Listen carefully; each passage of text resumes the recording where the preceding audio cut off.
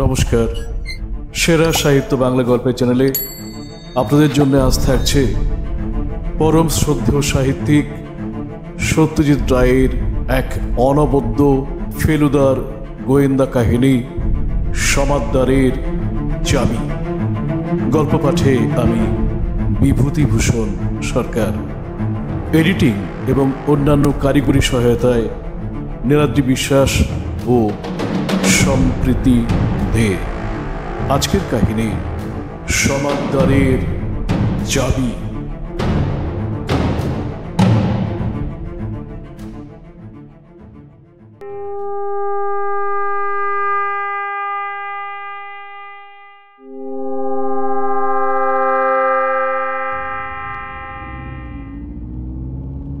ফেলুদা বলল, এই যে গাছপালা মাঠ বন দেখে দেখে চোখ জুড়িয়ে যাচ্ছে, এর বৈজ্ঞানিক কারণটা কি জানিস? কারণ আদিমকাল থেকে হাজার হাজার বছর ধরে গাছপালার মধ্যে বসবাস করে সবুজের সঙ্গে মানুষের চোখের একটা স্বাভাবিক স্বাস্থ্যের সম্পর্ক গড়ে উঠেছিল। আজকাল গাছ জিনিসটা ক্রমশ শহর থেকে লোপাট হতে চলেছে, তাই শহর ছেড়ে বেরোলেই চোখটা বেশ একটু আরাম পায়, আর তার ফলে মনটাও হালকা হয়ে যায়। যত চোখের ব্যারাম দেখবি শহরে, পাড়া গায়ে যা কিংবা পাহাড়ে, দেখবি চশমা খুঁজে পাওয়া অত্যন্ত মুশকিল, মানে অত্যন্ত ভার। আমি জানি ফেলুদার নিজের চোখ খুব ভালো, তার চশমা লাগে না। সে ঘড়ি ধরে 3 মিনিট 15 সেকেন্ড চোখের পাতা না ফেলে থাকতে পারে, যদিও সে কোনোদিন গ্রামে ট্রামে থাকেনি। এটাও আমি বলতে পারতাম, কিন্তু যদি মেজাজ গরম হয়ে যায়, মানে বিগড়ে যায় আর কি, তাই আর বললাম না। আমাদের সঙ্গে মণিবাবু রয়েছেন, মণিমোহন সমাদ্দার। তার চোখে পুরু মাইনাস পাওয়ারের চশমা। তিনিও অবশ্যই শহরের লোক, বয়স 50-50, বেশ ফর্সা রং, নাকটা যাকে বলে টিকলো, কানের কাছে চুলগুলো পাকা পাকা। মণিমোহন বাবুর ফিয়াট গাড়িতেই আমরা যশোর রোড দিয়ে চলেছি বামনগাছি। কেন যাচ্ছি সেটা এই বেলা বলে নেওয়া দরকার। গতকাল ছিল রবিবার, পুজোর ছুটি সবে আরম্ভ হয়েছে। আমরা দুজনে আমাদের বৈঠকখানায় বসে আছি। আমি খবরের কাগজ খুলে সিনেমার পাতায় বিজ্ঞাপন দেখছি, আর ফেলুদা একটা সংখ্যাতত্ত্ব সম্বন্ধে বই খুব মনোযোগের সঙ্গে পড়ে ফেলছে।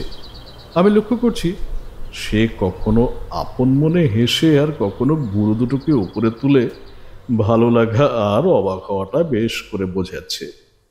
বইটা ডক্টর ম্যাট্রিক্স সম্পর্কে। ফেলুদা বলছিল, এই ডক্টর ম্যাট্রিক্সের মতে মানুষের জীবনে সংখ্যা বা নম্বর জিনিসটা নাকি আশ্চর্যভাবে প্রভাব বিস্তার করে। অনেক সাধারণ বা অসাধারণ ঘটনার পিছনেই নাকি খুঁজলে নানা রকম নম্বরের খেলা আবিষ্কার করে নেওয়া যায়। ব্যাপারটা আমার কাছে ঠিক পরিষ্কার হতো না যদি না ফেলুদা বইটা থেকে একটা উদাহরণ দিয়ে বুঝিয়ে দিত। বলল, ডক্টর ম্যাট্রিক্সের একটা আশ্চর্য আবিষ্কারের কথা শোন। আমেরিকার 2জন বিখ্যাত প্রেসিডেন্ট খুন হয়েছিল, তুই জানিস তো? হ্যাঁ, লিঙ্কন আর কেনেডি। ঠিক। আচ্ছা, এই দুজনের নামে কটা করে অক্ষর আছে বলতো? লিঙ্কন LINCOLN 7টা, আর কেনেডি KENNEDY। বাহ, এটা তো 7। বেশ, দুটোতেই 7।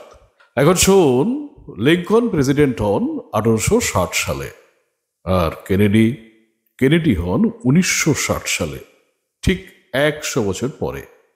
দুজনেই খুন হয় শুক্রবার, আর খুনের সময় দুজনেরই স্টিপ আসে ছিল। লিঙ্কন খুন হন থিয়েটারে, সে থিয়েটারের নাম ছিল ফোর্ড, আর কেনেডি খুন হন মোটর গাড়িতে, সেটা ছিল ফোর্ড কোম্পানির তৈরি গাড়ি। গাড়িটার নাম কি ছিল জানিস? গাড়িটার নাম ছিল লিঙ্কন। লিঙ্কনের পরে যিনি প্রেসিডেন্ট হন তার নাম ছিল জনসন, অ্যান্ড্রু জনসন। কেনেডির পরে প্রেসিডেন্ট হন লিন্ডন জনসন। প্রথম জনের জন্ম 1808 সালে, আর দ্বিতীয় জনের ঠিক 100 বছর পরে 1908। লিঙ্কনকে যে খুন করে তার নাম জানিস? হ্যাঁ, আমি জানতাম কিন্তু ভুলে গেছি। জন উইলকস বুথ। তার জন্ম হচ্ছে 1839 সালে। আর কেনেডিকে খুন করে লি হার্ভি অসওয়াল্ড। তার জন্ম হয়েছিল ঠিক 100 বছর পরে, অর্থাৎ 1839-এর 100 বছর পরে 1939-এ। এবার নাম দুটো আরেকবার লক্ষ্য কর, জন উইলকস বুথ আর লি হার্ভে অসওয়াল্ড। কটা করে অক্ষর আছে? অক্ষর গুনে তবে থ হয়ে গেলাম, ঢোক গুলে বললাম, দুটোতেই 15টা। ফেলুদা হয়তো ডক্টর ম্যাট্রিক্সের তাজ্জব আবিষ্কারের বিষয়ে আরো কিছু বলতো, কিন্তু ঠিক তখনই বিনা অ্যাপয়েন্টমেন্টে এসে হাজির হলো মণিমোহন সমাদ্দার। ভদ্রলোক নিজের পরিচয় দিয়ে সোফায় বসে বললেন, আমি বসাই আপনাদের পাড়াতেই থাকি, লেক প্রেসে। ফেলুদা ও বলে চুপ করে গেল। আমি ভদ্রলোককে আর চোখে দেখছি, গায়ে একটা হালকা রঙের বুশার্ট আর ব্রাউন প্যান্ট, পায়ে বাটার স্যান্ডাক জুতো। ভদ্রলোক একটু ইতস্তত করে গলা খাঁকড়িয়ে বললেন, আপনি হয়তো আমার কাকার নাম শুনে থাকবেন।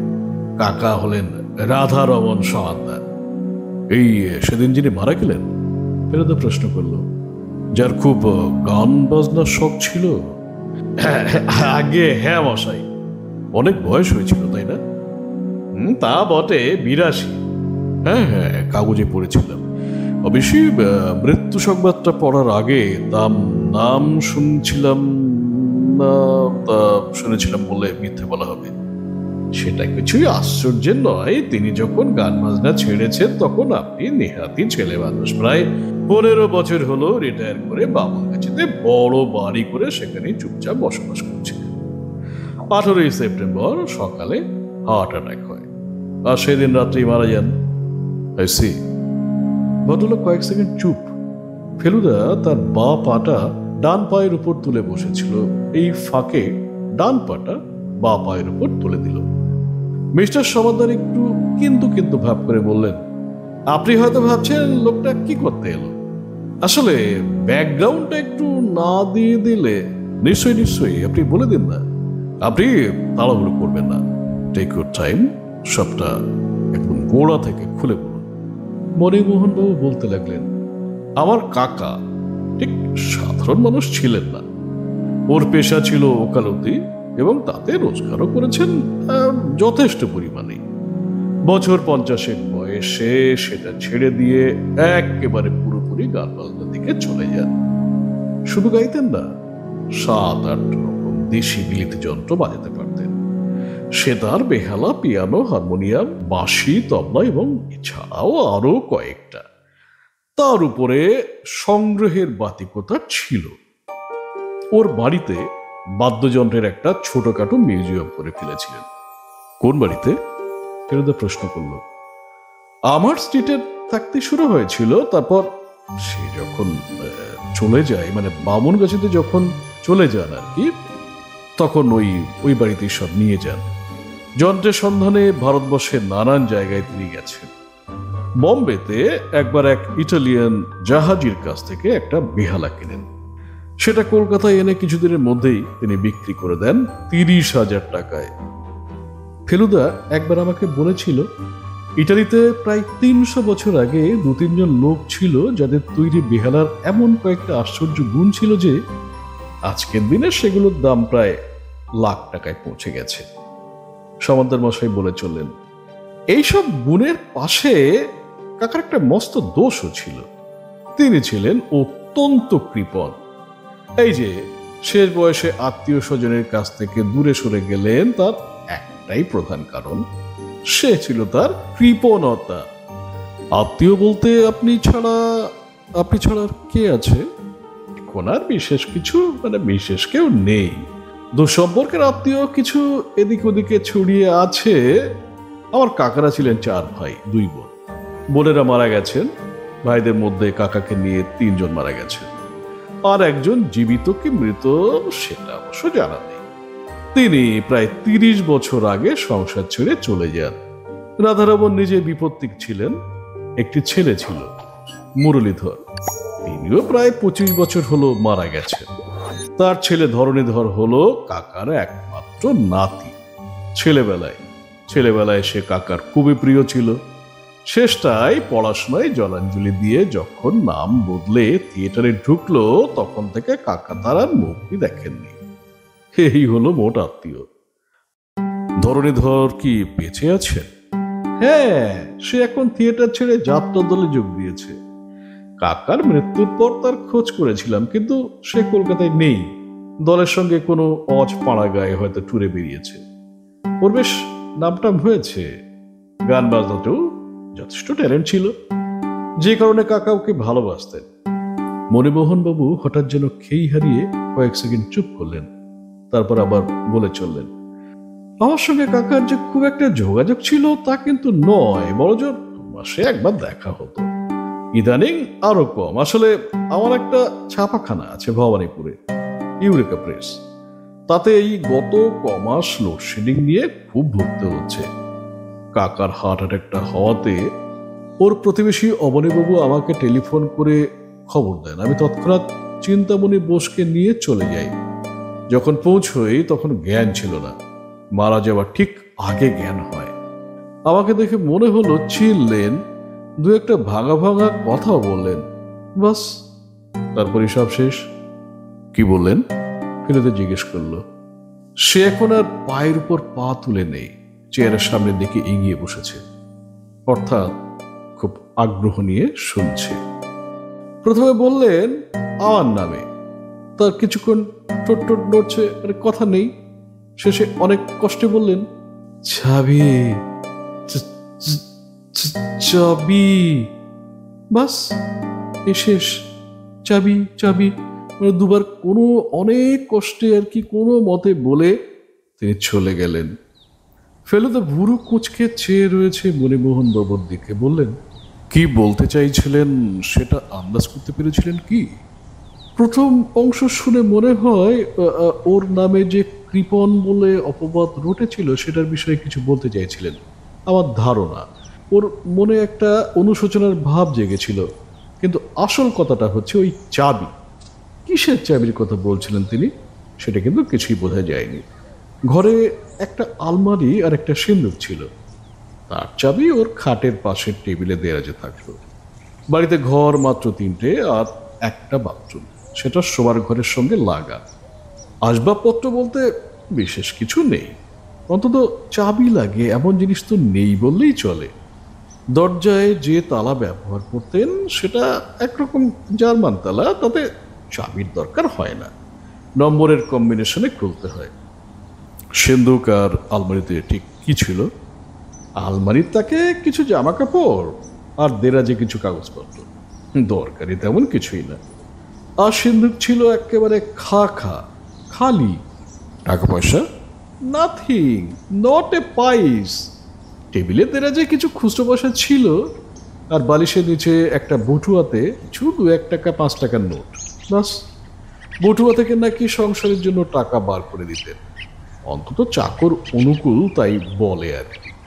কিন্তু সেও তো বলছেন সামান্য টাকা, সেটা ফুরিয়ে গেলে অন্য কোথাও থেকে বার করতে হতো নিশ্চয়ই, নইলে সংসারটা চলতো কি করে? আপনি কি বলতে চান উনি ব্যাংকে টাকা রাখতেন না? মণিমোহন বাবু হেসে বললেন, হ্যাঁ, তাই যদি রাখবেন তাহলে আর সংসারে সাধারণ মানুষের সঙ্গে তার তফাৎটা কোথায় হবে? এককালে রাখতেন, তবে বছর 25 আগে একটা ব্যাংক ফেল পড়ায় উনি বেশ ক্ষতিগ্রস্ত হয়েছিলেন। তারপর থেকে আর ব্যাংকের সঙ্গে কোনো সংস্রব রাখেননি। অথচ মণিবাবু গলার স্বর নামিয়ে বললেন, আমি জানি ওর বিস্তর টাকা ছিল, এবং সেটা যে বাড়ি তৈরি করার পরেও ছিল সেটা তার দুষ্প্রাপ্য বাজনার কালেকশন দেখলেই আপনি বুঝতে পারবেন। তাছাড়া উনি নিজের পেছনে বেশ ভালোই খরচা করতেন, ভালো খেতেন, বাড়িতে ভালো বাগান করেছিলেন, একটা সেকেন্ড হ্যান্ড অস্টিন গাড়িও কিনেছিলেন। মাঝে মাঝে বেরোতেন, শহরে চলে আসতেন। কাজেই ফেলুদা পকেট থেকে 4 মিনার বার করেছেন, মণিমোহন বাবুকে অফার করে দেশলাই ধরিয়ে দিল। ভদ্রলোক বেশ ভালো করে টান দিয়ে ধোয়া ছেড়ে বললেন, এতক্ষণে হয়তো আন্দাজ করেছেন কেন আপনার কাছে এসেছি। মশাই, এতগুলো টাকা সব গেল কোথায়? কোন চাবির কথা বলছিল কাকা? সে চাবি দিয়ে কোন জিনিসটা খুললে কি পাওয়া যাবে? সেটা কি টাকা নাকি অন্য কিছু? যদি উইল থেকে থাকে তাহলে সেটা তো পাওয়া দরকার। উইল না থাকলে অবশ্যই টাকা নাতি পাবে, কিন্তু তার আগে টাকাটা তো পেতে হবে। আপনার বুদ্ধির অনেক তারিফ শুনেছি, আপনি যদি এ ব্যাপারে আমাকে একটু হেল্প করেন। মণিমোহন বাবুর সঙ্গে কথা বলে ঠিক হলো যে পরদিনই সকালে আমরা বামুনগাছি যাব। ওর গাড়ি আছে, উনি নিজেই সকাল 7টায় এসে আমাদের তুলে নিয়ে যাবেন। আমি বুঝেছি যে ফেলুদার কাছে এটা একটা নতুন ধরনের রহস্য। রহস্য না বলে হেয়ালিও বলা যেতে পারে, অন্তত গোড়াতে তো তাই মনে হয়েছিল। শেষে দেখলাম হেয়ালির চেয়েও অনেক বেশি গোলমেলে প্যাঁচালো একটা কিছু।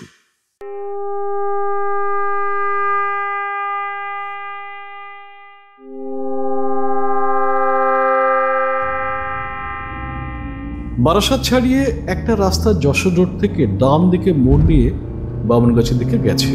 সেই মোড়ের মাথায় একটা খাবারের দোকান থেকে মণিমোহনবাবু আমাদের চা আর জিলিপি কিনে খাওয়ালেন। তাতেই 15 মিনিট গেল, তা না হলে আমরা 8টার মধ্যেই বামুনগাছি পৌঁছে যেতাম। গোলাপি রঙের পাঁচিল আর ইউক্যালিপটাস গাছে ঘেরা 7 বিঘে জমির উপর রাধারমন সমান্তরের একতলা বাড়ি।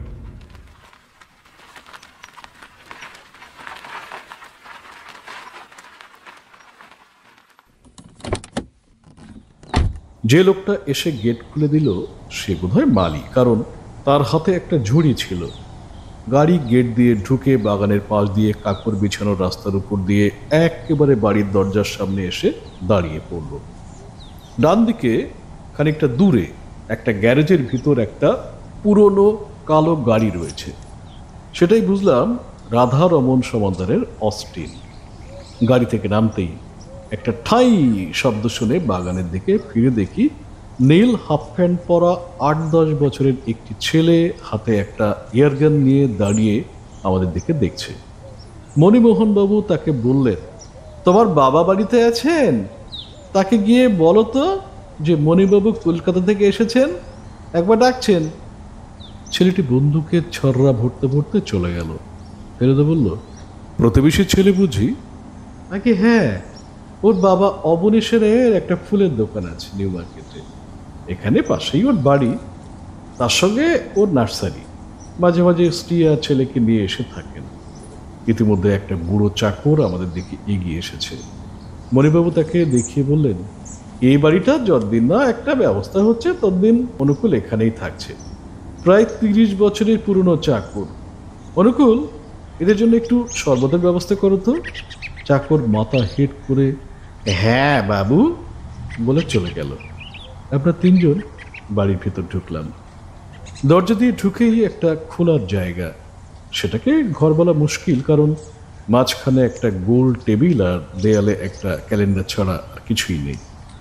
বাতি টাতিও নেই, কারণ এদিকটায় ইলেকট্রিসিটি নেই। আমাদের সামনেই একটা দরজা রয়েছে। মণিবাবু সেটার দিকে এগিয়ে গিয়ে বললেন, দেখুন, এই হলো সেই জার্মান তালা। দ্বিতীয় মহাযুদ্ধের আগে কলকাতা শহরেই কিনতে পাওয়া যেত। এর নাম হলো 8291। গোলতালা, তাতে চাবির গর্ত টর্ত নেই, তার বদলে রয়েছে 4টে খাঁজ। প্রত্যেকটা খাঁজের পাশে 1 থেকে 9 পর্যন্ত নম্বর লেখা, আর প্রত্যেকটার মধ্য দিয়ে ছোট হুকের মতো জিনিস বেরিয়ে আছে। এই হুকগুলোকে খাঁজের এ মাথা থেকে ও মাথা পর্যন্ত ঠেলে সরানো যায়, আর দরকার হলে যে কোনো একটা নম্বরের পাশে বসিয়ে দেওয়া যায়। কোনটাকে কোন নম্বরে বসাতে হবে না জানলে তালা খোলা একেবারে অসম্ভব। মণিবাবু বাদিকের খাঁজ থেকে শুরু করে হুকগুলোকে পরপর 8, 2, 9 আর 1 নম্বরে ঠেলে দিতেই খড়াত করে শব্দ করে ম্যাজিকের মতো তালাটা খুলে গেল।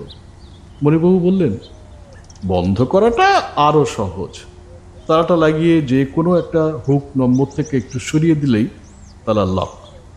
আমরা 3 জন রাধারমন সমান্তরের ঘরে ঢুকলাম। ঘরটা বেশ বড়, তাতে মণিবাবু যা যা বলেছিলেন সবই আছে, কিন্তু বাজনা যে এত রকম আছে সেটা ভাবতেই পারিনি। তার কিছু রয়েছে দক্ষিণ দিকের দেয়ালের গায়ে একটা লম্বা শেলফের 3টে তাকের উপর, কিছু পূব দিকের দেয়ালের সামনে একটা লম্বা বেঞ্চের উপর, কিছু ঝুলছে দেয়ালের হুঁক থেকে, আর আর কিছু রয়েছে ছোট ছোট টেবিলের উপর। এছাড়া ঘরে যা আছে তা হলো খাট, খাটের পাশে একটা ছোট টেবিল, উত্তর দিকের দেয়ালের সামনে একটা আলমারি, আর এক কোণে একটা ছোট্ট সিন্দুক।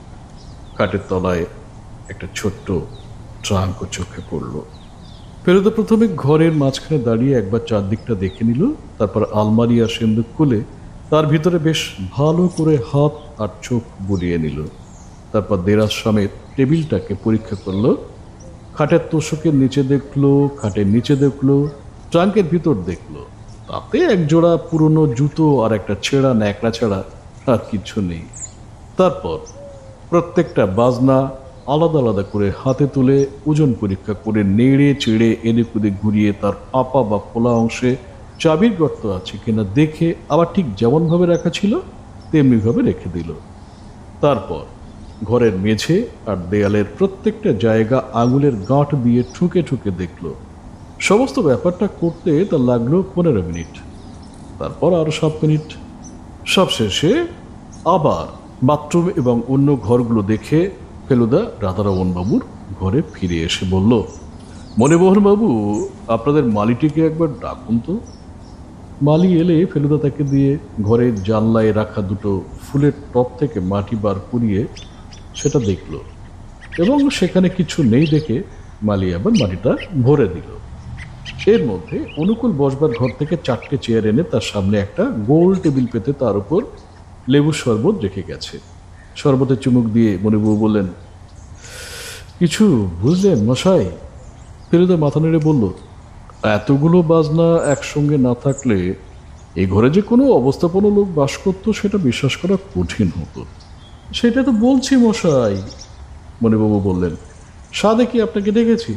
আমি তো একেবারে বোকা বনে গেছি মশাই। আমি বাজনাগুলোর দিকে তাকিয়ে দেখছিলাম। তার মধ্যে সেতার, সরোদ, তানপুরা, স্টাস, তবলা, বাঁশি এগুলোকে আমি চিনি, অন্যগুলো কখনো চোখেই দেখিনি। ফেলুদাও দেখেছে কিনা সন্দেহ। সে মণিবাবুকে প্রশ্ন করল, সবকটা বাজনার নাম আপনি জানেন? ওই যে দেয়াল থেকে তারের যন্ত্রটা ঝুলছে ওটার কি নাম? মণিবাবু হেসে বললেন, আমি মশাই একেবারে বেসুরো, আমাকে ওসব জিজ্ঞেস করলে আমি কিন্তু ফাঁপড়ে পড়ে যাব।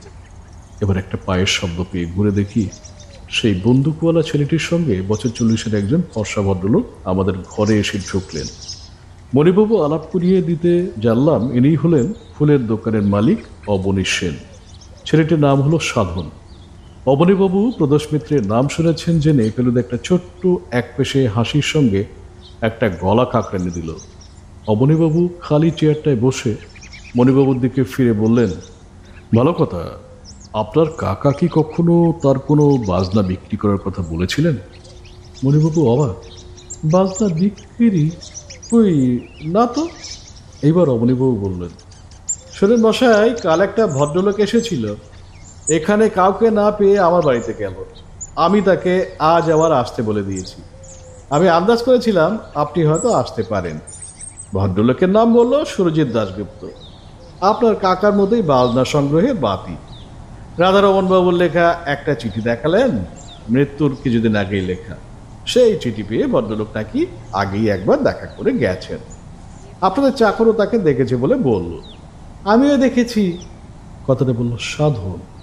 সে একটা টেবিলের উপর রাখা ছোট্ট হারমোনিয়ামের মতো একটা বাজনার সামনে দাঁড়িয়ে তার পর্দার উপর আস্তে আস্তে আঙুল টিপে টুংটাং সুর বার করছে।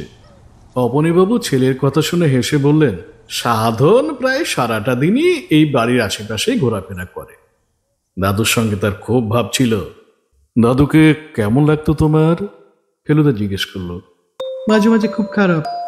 সাধন আমাদের দিকে পেছন ফিরেই উত্তরটা দিল। খারাপ? খারাপ কেন? ফেলুদা আবার প্রশ্ন করলো। খালি খালি সারেগামা গাইতে বলতেন। সারেগামা? আর তুমি গাইতে না? না, কিন্তু আমি গাইতে পারি যত রাজ্যের হিন্দি ফিল্মের গান। হেসে বলে উঠলেন অবনীবাবু। দাদু জানতেন তুমি গান গাইতে পারো? ফেলুদা জিজ্ঞেস করলো। হ্যাঁ। তার মানে তোমার গান শুনেছিলেন তিনি, তাই কি? না। তাহলে তাহলে কি করে জানলেন? দাদু বলতেন যার নামে সুর থাকে তার গলায়ও সুর থাকে। কথাটা ঠিক পরিষ্কার হলো না, তাই আমরা ওর মুখ চাওয়াচাওয়ি করলাম। ফেলুদা বলল, তার মানে?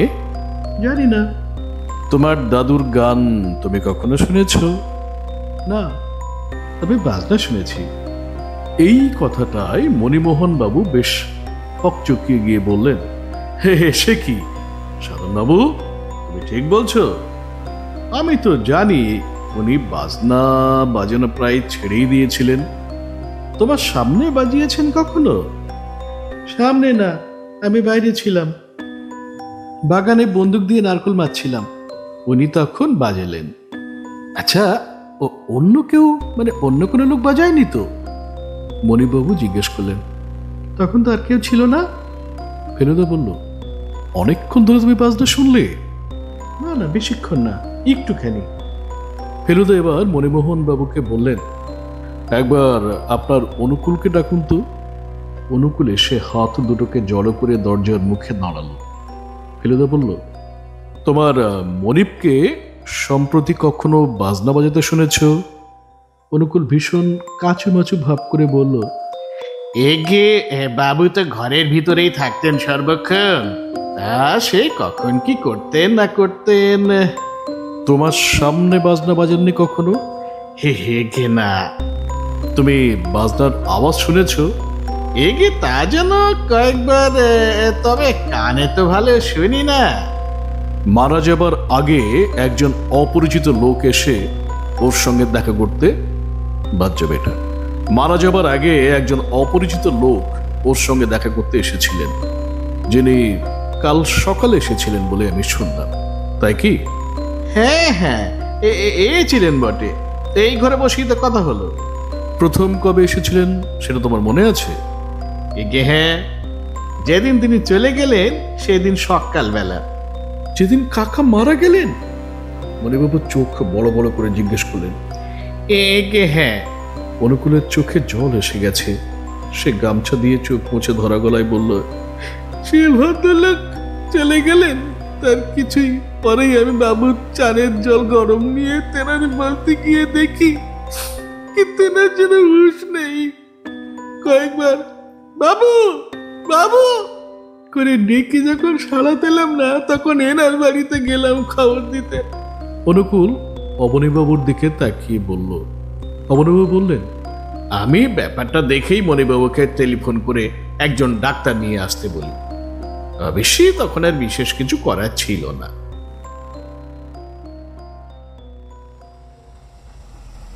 এবার একটা গাড়ির আওয়াজ পাওয়া গেল। অনুকূল বাইরে চলে গেল। মিনিট খানেক পরেই ঘরে এসে ঢুকলেন লম্বা চুলপি, ঝাঁকড়া চুল, লম্বা গোফ আর পুরু ফ্রেমের চশমা পরা এক ভদ্রলোক। জানা গেল ইনি মিস্টার সুরজিৎ দাশগুপ্ত। অবনীবাবু মণিমোহন বাবুকে দেখিয়ে বললেন, আপনি এর সঙ্গে কথা বলুন, ইনি রাধারমণ বাবুর ভাইপো। ও আই সি। আপনার সঙ্গে, মানে আপনার কাকার সঙ্গে আমার চিঠিতে আলাপ হয়, উনি আমাকে এসে দেখা করতে বলেছিলেন। মণিবাবু তার কথার উপরেই বললেন, কাকার চিঠিটার সঙ্গে আছে কি? ভদ্রলোক তার কোটের পকেট থেকে একটা পোস্টকার্ড বার করে মণিবাবুর হাতে দিলেন।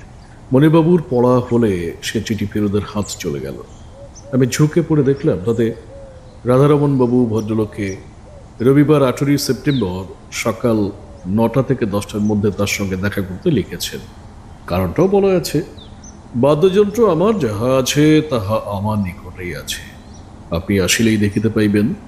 উল্টো দিকে ভদ্রলোকের ঠিকানাটা ফেলুদা দেখে নিল। মিরাবা হোটেল, সেন্ট্রাল এভিনিউ, কলকাতা 13।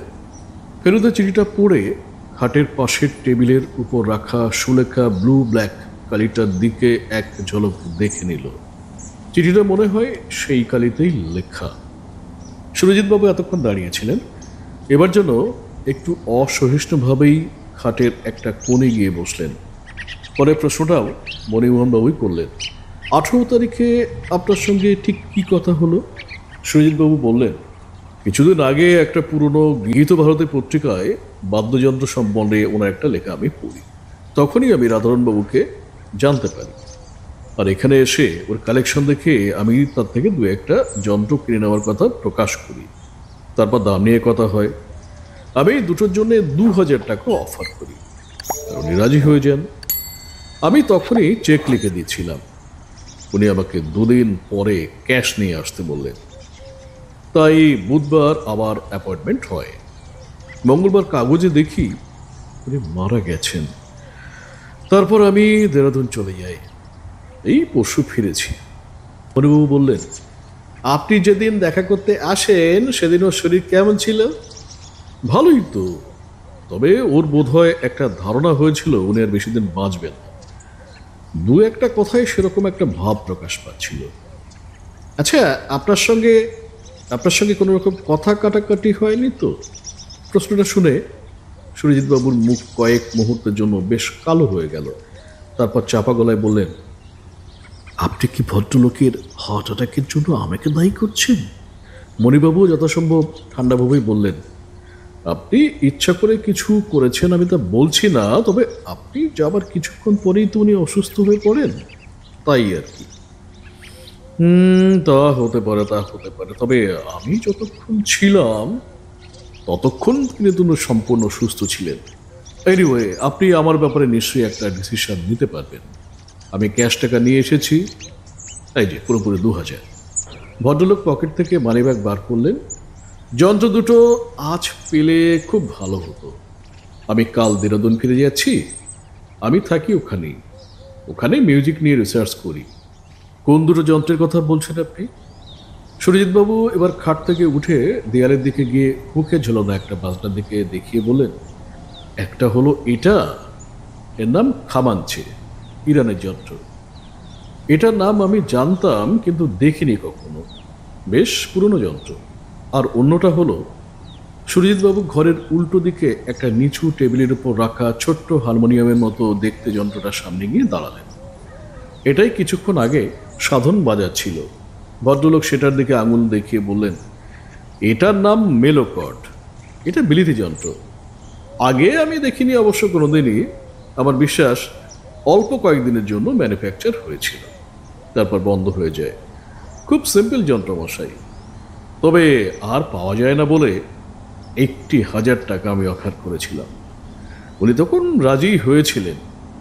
ওগুলো এখন দেয়া যাবে না মিস্টার দাশগুপ্ত। সুরজিৎবাবু থমকে গেলেন। কথাটা বলেছে ফেলুদা, আর বলেছে বেশ জোরের সঙ্গে। তীক্ষ্ণ দৃষ্টিবান হানার কথাটা বইয়ে যেন পড়েছি। সুরজিৎবাবু মণিবাবুর দিক থেকে বাই করে ঘুরে ফেলুদার দিকে সেই রকম একটা তীক্ষ্ণ দৃষ্টিবান হেনে শুকনো গলায় বললেন, আপনি কে? উত্তর দিলেন মণিবাবু, উনি আমার এক বন্ধু। তবে উনি ঠিকই বলেছেন, ওগুলো ওগুলো এখন ঠিক দেয়া যাবে না। তার প্রধান কারণটা হচ্ছে, মানে আপনি তো বুঝতেই পাচ্ছেন, কাকা যে ওগুলো আপনাকে বিক্রি করতে রাজি ছিলেন তার তো কোনো প্রমাণ নেই। সুরজিৎ দাশগুপ্ত কয়েক মুহূর্ত পাথরের মতো দাঁড়িয়ে রইলেন। তারপর হঠাৎ কিছু না বলে গটগট করে ঘর থেকে বেরিয়ে গেলেন। ফেলুদাও দেখে চেয়ার ছেড়ে উঠে পড়েছে। সুরজিৎবাবুর ঘটনাটা যেন কিছুই না, এরকম একটা ভাব করে সে দেয়ালের দিকে এগিয়ে গিয়ে প্রথমে খামাঞ্চে যন্ত্রটাকে মন দিয়ে দেখল। রাস্তায় যে খেলার বেহালা বিক্রি হয় অনেকটা ঠিক সেই রকম দেখতে, যদিও তার চেয়ে বেশ বড়, আর গোল অংশটাও খুব সুন্দর কাজ করা। এবার খামাঞ্চে ছেড়ে ফেলুদা গেল মেলোকর্ড যন্ত্রটার কাছে। সাদা কালো পর্দায় চাপ দিতেই আবার সেই পিয়ানো আর সেতার মেশানো একটা টুংটাং শব্দ। এই বাজনার আওয়াজ শুনেছিলে কি তুমি? ফেলুদা সাধনকে জিজ্ঞেস করলো। হতে পারে। সাধনের মতো এত অল্প বয়সে এত গম্ভীর ছেলে আমি খুব কম দেখেছি। এবার ফেলুদা আলমারির দেরাজ থেকে একতাড়া পুরনো খবরের কাগজ বের করে মণিবাবুকে বললেন, এগুলো আমি একটু বাড়িতে নিয়ে যেতে পারি? মণিবাবু বললেন, নিশ্চয়ই। আরও যদি কিছু? না, আর কিছু দরকার নেই। আমরা যখন ঘর থেকে বেরোচ্ছি তখন সাধন জানলা দিয়ে বাইরের আকাশের দিকে তাকিয়ে একটা অদ্ভুত সুর গুনগুন করছে। সেটা কিন্তু কোনো ফিল্মের গান নয়।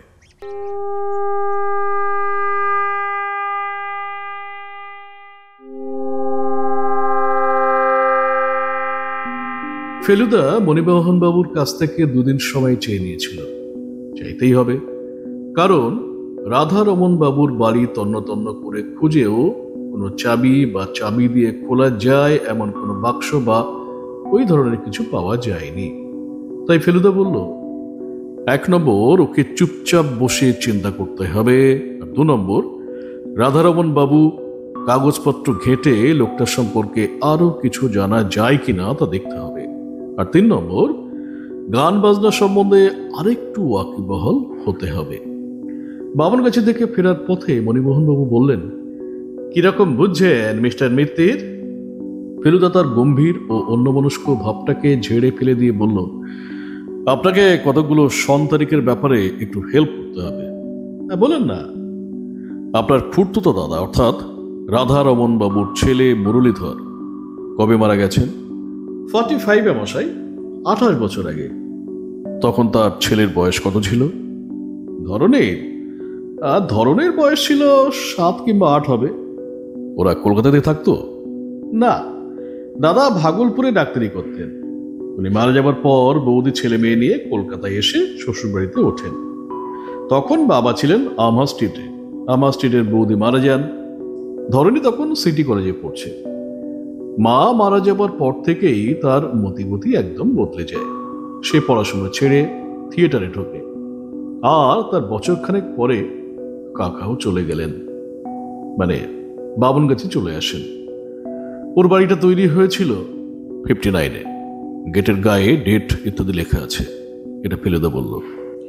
রাধারমন বাবুর কাগজপত্রের মধ্যে ছিল কিছু কিছু বেশ পুরনো চিঠি, কিছু ক্যাশ মেমো, 2টো ওষুধের প্রেসক্রিপশন, স্পিগলার নামে একটি জার্মান কোম্পানির পুরনো ক্যাটালগ, তাতে নানা রকম বাজনার ছবি ও দাম, খাতার কাগজে লেখার কয়েকটা বাংলা গানের স্বরলিপি, খবরের কাগজ থেকে নানান সময়ে কাটা 5টা নাটকের সমালোচনা। সেগুলোতে সঞ্জয় লাহিড়ী বলে একজন অভিনেতার প্রশংসা নীল পেন্সিলে আন্ডারলাইন করা। এর মধ্যে 3টে জিনিস নিয়ে ফেলুদা মন্তব্য করল। স্বরলিপিগুলো দেখে বলল, সুরজিৎ বাবু যে পোস্টকার্ডটা দেখালেন তার হাতের লেখার সঙ্গে এ লেখা কিন্তু মিলে যাচ্ছে। এরপরে ক্যাটালগটা দেখে বলল, মেলোকট বলে কোনো যন্ত্রের নাম এতে আমি দেখছি না। আর থিয়েটারের সমালোচনাগুলো দেখে বলল, যদুর মনে হচ্ছে এই সঞ্জয় লাহিড়ী আর ধরণীধর সমাদ্দার একই লোক। আর তাই যদি হয় তাহলে বলতে হবে নাতির মুখ না দেখলেও তার সম্বন্ধে খোঁজ খবরটা রাখতেন রাধারমন বাবু। কাগজগুলো সযত্নে একটা প্লাস্টিকের ব্যাগে রেখে ফেলুদা থিয়েটারের পত্রিকা মঞ্চলোকে টেলিফোন করে সঞ্জয় লাহিড়ী কোন যাত্রার দলে আছে জিজ্ঞেস করল। জানা গেল দলের নাম মডার্ন অপেরা। সেখানে সঞ্জয় লাহিড়ী হিরোর পাঠ করে। তারপর মডার্ন অপেরার অফিসে ফোন করে জানা গেল যাত্রার দল 3 সপ্তাহ হলো জলপাইগুড়ি ট্যুরে বেরিয়ে গেছে, ফিরতে আরো অন্তত 1.5 শতাধিক। এই খবরটা অবশ্যই মণিবাবু আগেই দিয়েছিলেন। দুপুরে খাওয়া দাওয়ার পরে আমরা বেরোলাম। একদিনে একসঙ্গে এত রকম জায়গায় অনেকদিন যাইনি। প্রথমে জাদুঘর। কেন যাচ্ছি আগে থেকে জানি না, কারণ ফেলুদার এখন মৌনী পর্ব, চুপচাপ। তার উপরে মাঝে মাঝে আঙুল মটকাচ্ছে, বোঝাচ্ছে সে ভীষণ রকম মন দিয়ে ভাবছে, তাই ডিস্টার্ব করা চলবে না। জাদুঘরে যে এরকম একটা বাজনার সংগ্রহ আছে সেটা আমি জানতাম না। অবশ্যই সবই দিশি বাজনা, একেবারে মহাভারতের যুগ থেকে আজকের যুগ পর্যন্ত। শুধু বিনাই যে এত রকম হতে পারে তা আমার ধারণা ছিল না। এরপরে বিলিতি বাজনার দোকান, প্রি স্কুল স্ট্রিটের সালদানহা কোম্পানি বলল মেলোকডের নাম তারা কখনো শোনেনি। এবার সেখান থেকে গেলাম লালবাজারে। লালবাজারের মন্ডল কোম্পানির একটা ক্যাশ মেমো রাধারমন বাবুর কাগজপত্রের মধ্যে ছিল, তাই বোধহয় ফেলুদা সেখানে গেল। দোকানের মালিক একেবারে জহর রায়ের মতো দেখতে, বললেন, সমাদ্দার মশাই আমাদের অনেক দিনের খদ্দের, সেই আমার ফাদারের টাইম থেকে, বুঝলেন কিনা। মেলোকট বলে কোনো যন্ত্রের নাম আপনি শুনেছেন? ফেলুদা জিজ্ঞেস করল। মেলোকট? না তো, ক্ল্যারিনেট টাইপের কিছু কি ফুদে যন্ত্র, মানে উইন্ড ইনস্ট্রুমেন্ট? ফেলুদা বলল, না, বলতে পারেন হারমোনিয়াম টাইপের, সাইজে অনেক ছোট, আওয়াজটা পিয়ানো আর সেতারের মাঝামাঝি হতে পারে। ছোট সাইজের বাজনা, তাতে কটা অক্টেভ পাচ্ছেন আপনি? আমি জানি সারেগামা পাধানি সাই 8টা সুর মিলে একটা অক্টেভ হয়। মন্ডলের দোকানেই একটা হারমোনিয়ামে দেখছি 3 অক্টেভের বেশি পর্দা রয়েছে। মেলোকর্ডে মাত্র একটা অক্টেভ রয়েছে বলে মন্ডল মাথা নেড়ে বললেন, না মশাই, এ শুনে মনে হচ্ছে খেলা টালা কিছু হবে। আপনি বরঞ্চ নিউ মার্কেটে গিয়ে দেখুন, ওরকম কিছু পেতে পারেন। এরপরে ফেলুদা কলেজ স্ট্রিটের দাশগুপ্তের দোকান থেকে 19 টাকা দিয়ে 3টে সঙ্গীতের বই কিনল। তারপর সেখান থেকে বিধান সরণিতে মঞ্চলোকের অফিসে গিয়ে অনেক খুঁজে সঞ্জয় লাহিড়ির একখানা দুম্বনো ছবি চেয়ে নিল। দাম দিতে হবে কিনা জিজ্ঞেস করতে সম্পাদক প্রতুলবাবু জিপ কেটে বলল, হে হে হে হে, দামের কথা কি বলছেন, আপনি ফেলে বেরতেন না। রাস্তার মোড়ের একটা দোকান থেকে ঠান্ডা লস্যি খেয়ে ট্যাক্সি ধরে বাড়ি ফিরতে হয়ে গেল 7:30। এসে দেখি পাড়া ঘুরঘুরটি অন্ধকার, লোডশেডিং চলছে। ফেলুদা তার মধ্যেই মোমবাতি জ্বালিয়ে গানের বইগুলো উল্টে পাল্টে দেখতে লাগলো। 9টায় আলো আসার পর বলল, তপসে, তুই শ্রীনাথকে নিয়ে চট করে একবারটি পটুদের বাড়ি চলে যেত, গিয়ে বল ফেলুদা একদিনের জন্য ওদের হারমোনিয়ামটা চেয়েছে। গেলাম, হারমোনিয়াম এলো। ঘুমাবার আগে পর্যন্ত শুনলাম ফেলুদা প্যাঁ প্যাঁ করে হারমোনিয়াম বাজাচ্ছে। রাত্রে স্বপ্ন দেখলাম একটা প্রকাণ্ড ঘরে একটা প্রকাণ্ড লোহার দরজা, আর তাতে একটা প্রকাণ্ড ফুটো। ফুটোটি এত বড় যে তার মধ্য দিয়ে অনায়াসে উল্টো দিকে চলে যাওয়া যায়। কিন্তু তা না করে আমি, ফেলুদা আর মণিমোহন বাবু 3 জনে একসঙ্গে একটা প্রকাণ্ড চাবিকে আঁকড়ে ধরে সেটাকে ফুটোর মধ্যে ঢোকানোর চেষ্টা করছি। আর সুরজিৎ দাশগুপ্ত একটা আলখাল্লা পরে তিড়িং বিড়িং করে লাফাচ্ছেন আর সুর করে বলছেন, 8291 8291 8291।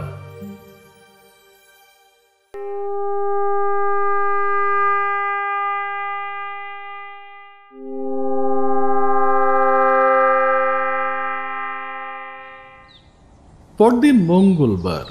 মণিমোহনবাবু বলেছিলেন বুধবার আবার খবর নেবেন, কিন্তু সকাল 7টায় তার টেলিফোন এসে হাজির। ফোনটা আমি ধরেছিলাম। ফেলুদাকে ডেকে দিচ্ছি বলাতে বললেন, না না, দরকার নেই, তুমি ওকে বলো আমি এক্ষুনি আসছি, জরুরি কথা আছে। 15 মিনিটের মধ্যেই ভদ্রলোক এসে হাজির।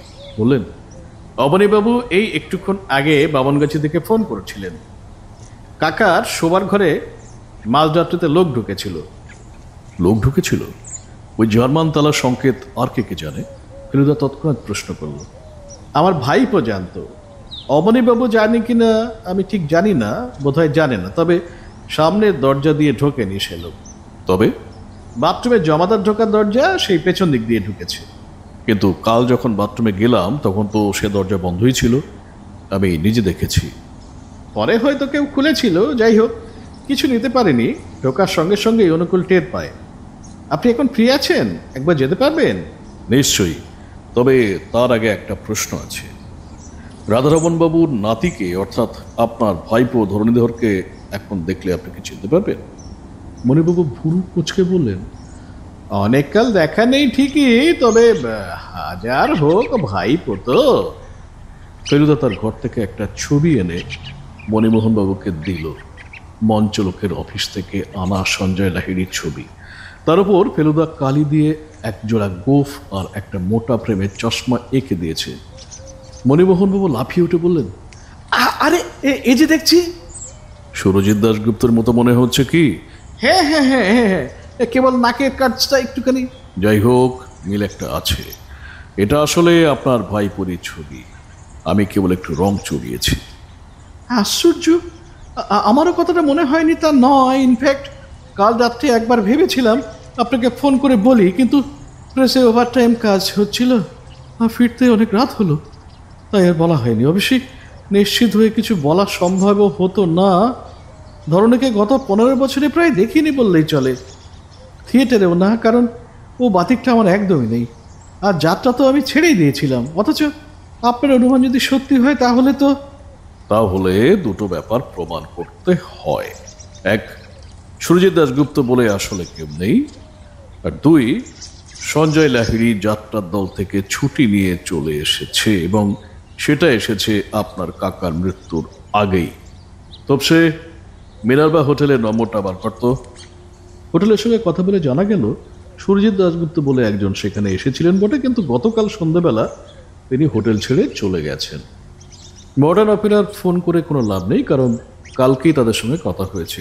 আর তারা বলেছে যে সঞ্জয় লাহিড়ী ট্যুরে গেছে। বামনগাছি পৌঁছিয়ে ফেলুদা প্রথমে পাঁচিলের বাইরেটা ঘুরে দেখল। যেই আসুক তাকে গাড়ি বা ট্যাক্সি করে আসতে হয়েছে, আর সে গাড়ি বাড়ি থেকে দূরে রেখে বাকি পথটা হেঁটে এসেছে পাঁচিল টপকাতে হয়েছে। তারপরে শেষের কাজটা কঠিন নয়, কারণ 3 জায়গায় পাঁচিলের বাইরে গাছ রয়েছে, আর সে গাছের নিচু ডাল পাঁচিলের উপর দিয়ে কম্পাউন্ডের ভেতরে ঢুকেছে। মুশকিলটা হচ্ছে বর্ষার দিন হলে মাটিতে পায়ের ছাপ পড়ত, কিন্তু এ মাটি একেবারে খটখটে শুকনো। অনুকূলের শরীর ভালো নয়। সে তার ঘরে বিছানায় শুয়ে কুই কুই করে যা বলল তাতে বোঝা গেল যে মাথার যন্ত্রণায় আর মশার কামড়ে রাত্রে তার ভালো ঘুম হচ্ছিল না। সে যেখানে শোয় সেখান থেকে তার খাটের পাশের জানলা দিয়ে সোজা রাধারমণ বাবুর খাটের জানালা দেখা যায়। অন্ধকারের মধ্যে হঠাৎ সেই ঘরে একটা আলো দেখে সে ধর্মড়িয়ে উঠে পড়ে। তারপরে কে কে বলে হাঁক দিয়ে ছুটে যায়, কিন্তু সে পৌঁছবার আগেই দেখে একজন লোক রাধারমণ বাবুর বাথরুমের দরজা দিয়ে দৌড়ে বেরিয়ে অন্ধকারে মিলিয়ে গেল। বাকি রাতটা অনুকূল রাধারমণ বাবুর ঘরের মেঝেতে শুয়ে থাকে। অন্ধকারের মধ্যে সে লোককে চিনতে পারেনি বোধ হয়। মণিবাবুর প্রশ্ন, একে না বাবু, আমি বুড়া মানুষ, চোখে ভালো দেখি না, আর কাল আবার অমাবস্যা ছিল। এবার বলল অনুকূল। রাধারমণ বাবুর ঘরে গিয়ে দেখলাম জিনিসপত্র যেমন ছিল তেমনই আছে, কিন্তু তাও ফেলুদার গম্ভীর গলার স্বরে বেশ ঘাবড়ে গেলাম। মণিবাবু, 12 থানায় খবর দিতে হবে। এ বাড়িতে আজ রাত থেকে পাহারার বন্দোবস্ত করতে হবে, এবং হবেই। সে লোক আবারও আসতে পারে। আর সুরজিৎ দাশগুপ্ত যদি সঞ্জয় লাহিড়ী নাও হন, তা হলেও তাকে সন্দেহ করতে হবে, কারণ ওই দুটো যন্ত্রের উপর তার যথেষ্ট লোভ ছিল। পয়সা দিয়ে কেনা সম্ভব না হলে অন্য উপায়ে ওগুলো হাত করার চেষ্টা অস্বাভাবিক কিছু নয়। এইসব কালেক্টরদের না গো বড় সাংঘাতিক। মানে যে কোনো উপায়ই তারা তাদের পছন্দের জিনিস কিনতে চায়। মণিবাবু বললেন, আমি অবনীবাবুর বাড়ি থেকে এক্ষুনি থানায় ফোন করে দিচ্ছি। ওসির সঙ্গে আমার আলাপ আছে। ভদ্রলোক ব্যস্তভাবে ঘর থেকে বেরিয়ে গেলেন। ফেলুদা মেলোকটটাকে নিয়ে খাটের উপর বসে নেড়ে চেড়ে দেখতে লাগলেন। দারুণ মজবুত তৈরি, দুপাশের কাঠে সুন্দর কাজ করা। জিনিসটাকে চিৎ করে আলোতে ধরতে একটা রং চটে যাওয়া লেবেল দেখা গেল। ফেলুদা চোখ কুঁচকে লেখাটা পড়ে বলল, স্পিগলার কোম্পানির তৈরি, made in Germany. Feluda harmonium বাজাতে জানে না ঠিকই, কিন্তু কাঁচা হাতে একটা করে পর্দা টিপে যখন জনগণমনর খানিকটা মেলোকর্ডে বাজালো, তখন যন্ত্রটার গুণে সেটা শুনতে বেশ ভালোই লাগলো।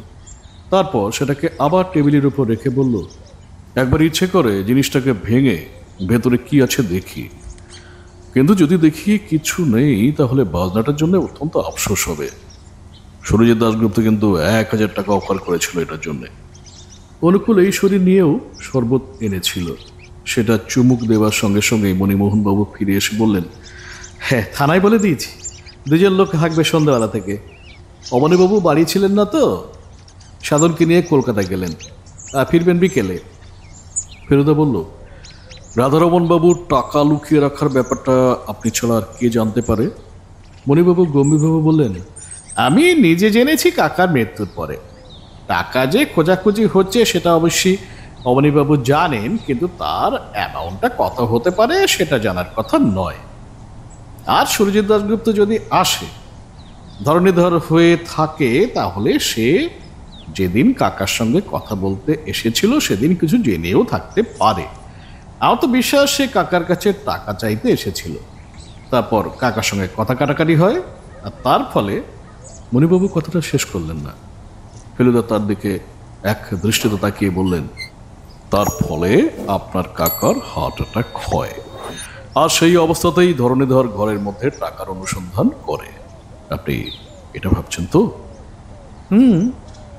কিন্তু আমি এটাও জানি যে সে টাকা খুঁজে পাওয়া যায়নি। তা যদি সে পেত তাহলে বাজনা কেনার অজুহাতে আবার ফিরে আসতো না, এটাই তো? ঠিক তাই। তার ধারণা ওই দুটো বাজনার একটার মধ্যে টাকাটা রয়েছে। মেলোকর্ডে? মণিবাবু ফেলুদার দিকে তীক্ষ্ণ দৃষ্টি দিলেন। আপনি ঠিকই বলেছেন। আমারও মন বলছে, ফেলুদা বলল। তবে আমি আন্দাজে ঢিল মারা পছন্দ করি না, আর আপনার কাকা শেষ কথাগুলো আমি ভুলতে পারছি না। আপনার শুনতে কোনো ভুল হয়নি তো? উনি চাবি কথাটাই বলেছিলেন কি? মণিবাবু হঠাৎ কেমন যেন অপ্রতিভ হয়ে বললেন, কি জানি মশাই, ছাবি বলেই তো মনে হলো। অবশ্যই এমনও হতে পারে যে কাকা আসলে প্রলাপ বকছিলেন, চাবি কথাটার হয়তো কোনো অর্থ নেই।